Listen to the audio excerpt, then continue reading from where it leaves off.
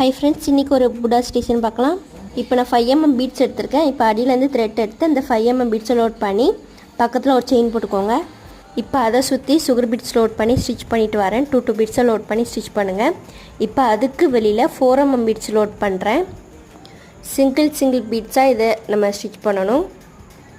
Sugar beads மாதிரி டபுளாக நம்ம போட்டு ஸ்டிச் பண்ணக்கூடாது. இப்போ அதை ஸ்டிச் பண்ணி முடிச்சதுக்கப்புறம் அந்த த்ரெட்டை வெளியில் கொண்டு போய் ஒரு லாங் செயின் ஒரு ஷார்ட் செயின் போட்டுக்கோங்க. இப்போ ஒரு சுகர் பீட்ஸ் ஒன்று ஒரு 4mm பீட்ஸ் ஒன்று லோட் பண்ணி வெளியிலேருந்து உள்ளே கொண்டு போய் அதை ஸ்டிச் பண்ணி அந்த த்ரெட்டை அப்படியே அந்த பீட்ஸுக்குள்ளே கொண்டு போய் அடுத்த பீட்ஸை லோட் பண்ணி ஸ்டிச் பண்ணுறேன்.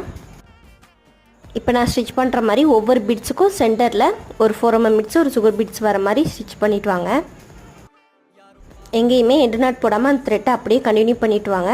ஓகே ஃப்ரெண்ட்ஸ், இதே மாதிரி டெய்லி ஒரு ஃபுட் டிசைன் வீடியோ பார்க்கறதுக்கு நம்ம சேனலை லைக் பண்ணி ஷேர் பண்ணி சப்ஸ்கிரைப் பண்ணுங்கள். தேங்க்ஸ் ஃபார் வாட்சிங்.